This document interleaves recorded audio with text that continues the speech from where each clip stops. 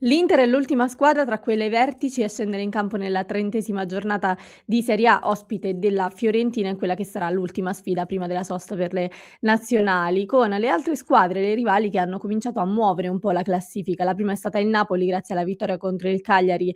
di ieri sera, con Conte che non ha esitato insomma a mettere un po' di pressione, con qualche dichiarazione che si è anche così citata nella conferenza stampa di oggi, la consueta conferenza stampa della vigilia. D'altronde l'aveva detto anche Marotta che l'Inter è nella posizione più difficile, è la lepre che sta cercando di fuggire da quelli che sono i cacciatori che in questa giornata hanno la possibilità di accorciare il distacco in classifica per il momento, perché poi appunto la partita contro la Fiorentina sarà quella in cui l'Inter dovrà cercare di mantenere un distacco. Le parole di Marotta erano arrivate tra l'altro diciamo a rompere e interrompere quello che è stato il silenzio stampa dopo l'Atalanta, silenzio che ha rotto anche Christian Chivu oggi con appunto la conferenza stampa della vigilia ad Appiano Gentile, un po' costretto a parlare, tra virgolette, l'ha detto ridendo nella conferenza stampa di oggi, però insomma per avvicinarci a quella che sarà una giornata importantissima, una partita importantissima per il futuro dell'Inter e per il percorso dell'Inter in questo campionato, con Chivu che ha parlato ma non sarà domani presente in panchina, ci sarà Kolarov perché appunto dovrà scontare la squalifica che ha rimediato proprio contro l'Atalanta. E allora in questo nuovo contenuto, amiche e amici nerazzurri, ben ritrovati innanzitutto a tutti voi. Andiamo un po' a ripercorrere quelle che sono state le dichiarazioni di Chivu, che ha dato anche diverse indicazioni sugli infortunati e anche qualche rivelazione, qualche conferma rispetto ad alcune situazioni di cui già vi avevamo parlato, e un po' un punto anche sulla pressione con la quale arriva l'Inter a questa partita, quindi come arriva la squadra anche a livello mentale dopo le ultime giornate di campionato, e con tanti interisti, soprattutto gli italiani, che a breve avranno un altro importante impegno con la nazionale azzurra. E poi daremo anche uno sguardo alla probabile formazione per cercare di capire come scenderà in campo l'Inter domani. E allora l'ho detto già, ma ben ritrovati a tutti voi. Prima di partire vi ricordo di lasciare un mi piace a questo contenuto, iscrivervi al canale di Passione Inter e poi vi aspettiamo passioneinter.club con tanti nerazzurri da tutto il mondo per vivere anche quest'ultima parte di stagione tutti insieme. Allora, voglio partire dalle novità e dalle novità riguardanti gli infortunati, perché partiamo dalla cronaca. Chivu ha affermato che domani Bastoni, come vi avevamo anticipato, non sarà della partita, quindi è arrivata la conferma. Sapete che ha subito una botta proprio nel derby di Milano con Rabiot in quel contrasto lì, e purtroppo ancora non è riuscito a recuperare. Quindi non sarà della partita, non verrà convocato, verrà invece prenderà parte anzi alla convocazione con la nazionale azzurra, ed è lì che poi verrà valutato per capire appunto la situazione, se riuscirà a prendere parte poi alla sfida di giovedì contro la Norvegia. Sicuramente appunto non sarà presente domani a Firenze, così come il capitano Lautaro Martinez, che partirà invece con la squadra, un po' come aveva fatto nel derby, cioè sarà presente, però non potrà scendere in campo, quindi non sarà a disposizione di Christian Chivu, che appunto avrà a disposizione soltanto nel reparto d'attacco più Esposito, Thuram, di cui si è parlato e tra poco vi dirò quello che ha detto anche il mister, e Bonni, che è un altro su cui Chivu ha dato un po' una conferma di quella che era la situazione relativa al giocatore, perché come sapete negli ultimi giorni, grazie alla convocazione, anzi alla scelta del giocatore della nazionale della Costa d'Avorio, abbiamo saputo che il giocatore ha una problematica ai denti, ha un problema ai denti che gli sta creando appunto sicuramente una difficoltà e un problema. Chivu l'ha confermato, ha detto: "Ci sono tante cose prima di diverse partite, ci sono state con al derby contro il Bodo, contro l'Atalanta, che succedono e noi non possiamo dirvi perché non è che vi diciamo tutto". Sapete insomma che Chivu alcune cose se le tiene per sé molto spesso, e dice appunto: "Confermiamo che Bonni ha questa problematica ai denti che sta risolvendo". In realtà ha parlato anche del fatto che è ancora attuale, cioè ancora in questi giorni ha questo problema, che probabilmente smaltirà del tutto poi durante la sosta per le nazionali. Quindi comunque domani sarà della partita, però dobbiamo tenere in considerazione che appunto Bonni ha questo problema. Vi ho detto Chivu ha parlato anche di Thuram, e voglio citarvi esattamente quelle che sono state le parole del mister relative al giocatore, perché un collega, insomma un giornalista, gli aveva detto che c'è stato un momento della stagione in cui si è parlato di Lautaro Martinez, di un momento non positivo di Lautaro, e lui aveva detto: "Lautaro dovrebbe sorridere sorridere di più. Ecco, è da tanto tempo che non vediamo Thuram sorridere, ci stiamo domandando insomma, cosa sta succedendo, perché è un dato di fatto che anche a livello di rendimento non sta incidendo come dovrebbe. E Kivu ha risposto in questo modo. Lui dice anche qualche mese fa era finito sui titoli di giornale: "Thuram, come gli altri, può fare di meglio, ma tutti si impegnano tutti i giorni per dare un contributo alla squadra. Non ho consigli da dare, non ci sono più consigli da dare, ognuno deve prendersi la responsabilità perché a questo punto ogni partita è una finale." Ecco, a proposito di pressione, diciamo che questo messaggio di Kivu secondo me è stato un messaggio ben chiaro, nel senso che lo abbiamo detto, è un dato di fatto che Thuram, soprattutto a livello di numeri, per qualcuno anche a livello di atteggiamento, non sta dando forse quello che ci aspettiamo, e allora Kivu dice: "È questo il momento in cui bisogna dimostrare, perché ogni partita è importante tanto quanto una finale, tutti, sanno che possono dare di più", quindi non ha fatto riferimento solo a Thuram, ha fatto un discorso generico, tutti sanno che possono fare di meglio e quindi è sottointeso che si aspetta tanto anche da Thuram, soprattutto in questo sprint finale, ed è un po' quello che ci aspettiamo tutti noi. Sprint finale che appunto arriva comunque con un po' di pressione addosso, anche della pressione ha parlato Kivu, perché un po' in risposta a quelle che sono state le dichiarazioni di Conte, dopo la vittoria di ieri, che ha detto: "Siamo tornati sicuramente a mettere un po' di pressione alle squadre sopra di noi". Ecco, adesso al momento l'unica squadra, sopra il Napoli è l'Inter, perché guardiamo quella che è la classifica momentanea, considerando appunto che comunque molte delle squadre vertici devono ancora giocare, anzi di fatto soltanto il Napoli ha già giocato in questo,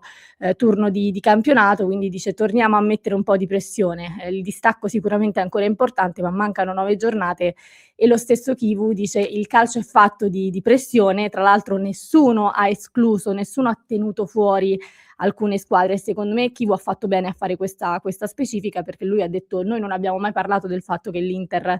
stesse lottando", cioè come a sottintendere che appunto loro non hanno mai detto che l'Inter stia lottando da sola, anzi Kivu è sempre stato uno di quelli che ha ribadito più e più volte quanto ogni partita conti, quanto, insomma la stagione sia ancora lunga, che bisogna fare attenzione a tutto, anche perché lo abbiamo visto nella settimana del derby quanto un distacco che può sembrare importante e ampio, poi si può ridurre improvvisamente, e quindi il concetto è questo, cioè nessuno ha mai escluso nessuno dalla lotta a scudetto. Probabilmente chiacchierando tra di noi lo abbiamo fatto più volte, abbiamo detto che la lotta, si era ridotta a 2 squadre, che il Milan è la vera rivale dell'Inter, però è anche vero che poi appunto guardando a quella che è la classifica, bisogna sempre fare i conti con quelli che sono i numeri, quelli che sono i punti. In questo momento il Napoli sicuramente si sta risollevando, bisogna dar conto anche insomma a questa faccenda, però considerando sempre che l'Inter comunque ha una partita in meno, dovrà giocare domenica, dovrà giocare domani anzi, e provare appunto a ritrovare quel distacco lì. Però si parla, sapete che lo dico sempre, poi si parla alla fine, perché nella zona Champions, al di là del grande distacco dell'Inter, nella zona Champions le squadre son tutte lì, e quindi è anche difficile poi escludere qualcuno da alcune situazioni. L'abbiamo visto anche con il Como che in questo momento insomma ha guadagnato tante posizioni. Tra l'altro si è fatto un passo indietro nella conferenza stampa che vi accenno, anche se non ho molto gradito onestamente il fatto che, si sia affrontato questo tema, perché qualcuno gli ha chiesto se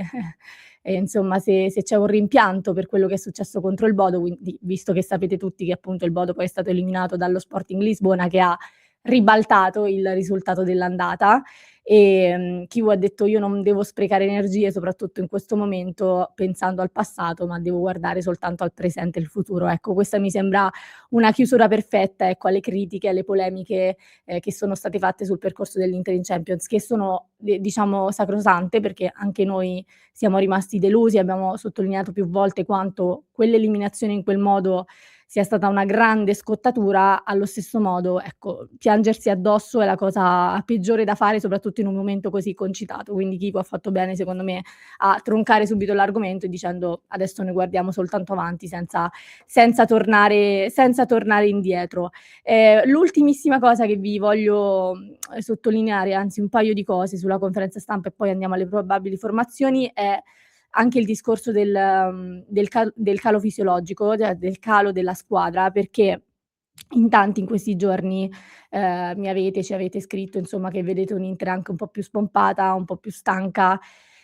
Ci scordiamo spesso secondo me, ed è un qualcosa che vi avevo detto anche qualche settimana fa, del fatto che l'Inter comunque ha fatto il mondiale per club, è stata l'unica italiana insieme alla Juventus ad aver avuto anche questo impegno che secondo me poi, quando arrivi a marzo, quando arrivi ad aprile, si fa sentire per forza di cose, quindi non possiamo non tenerlo in considerazione, ecco. E appunto Kivu ha risposto che è normale che arrivati ad un certo punto ci sia un calo che è fisiologico, che può essere mentale, che può essere fisico, che può essere appunto sia mentale che fisico, ma è normale che arrivati ad un certo punto della stagione ci sia questo calo, quindi lo ha confermato anche Kivu, ma lui ha detto: "Occorre che la squadra in questo momento ritrovi però le energie fisiche e mentali, le motivazioni", perché comunque mancano 9 step, cioè mancano 9 giornate, quindi,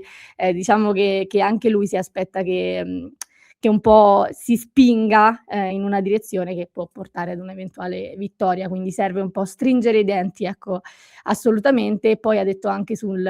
fatto di mandare un messaggio, positivo ai tifosi, che lui vede bene i ragazzi e che sicuramente in questa stagione hanno dimostrato, di avere carattere, di essere abbastanza maturi per tornare, ecco, ad essere competitivi e a tirare fuori il meglio che possono, e speriamo che questo meglio poi porti anche al risultato che tutti noi ci auguriamo. Al volissimo una parentesi sulla formazione, poi approfondiremo tutti i discorsi sulla sfida di domani nella live di oggi alle 19:30 e vi aspetto ovviamente.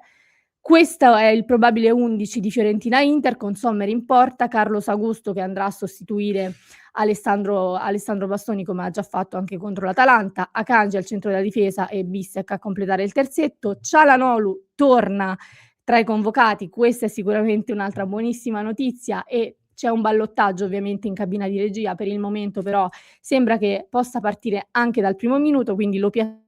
è come play con Zielinski, del quale non possiamo comunque fare a meno nonostante il rientro di, Çalhanoğlu, che quindi tornerà nel suo ruolo, quello della mezzala di sinistra, con, Barella in mediana, Dumfries, altra notizia positivissima degli ultimi giorni, di nuovo dal primo minuto, Di Marco sulla corsia di sinistra, quindi dall'altra parte, e poi la coppia d'attacco Thuram, Pio Esposito e un Bonni che eventualmente può, insomma, venire in aiuto a partita in corso, anche considerando poi quella che sarà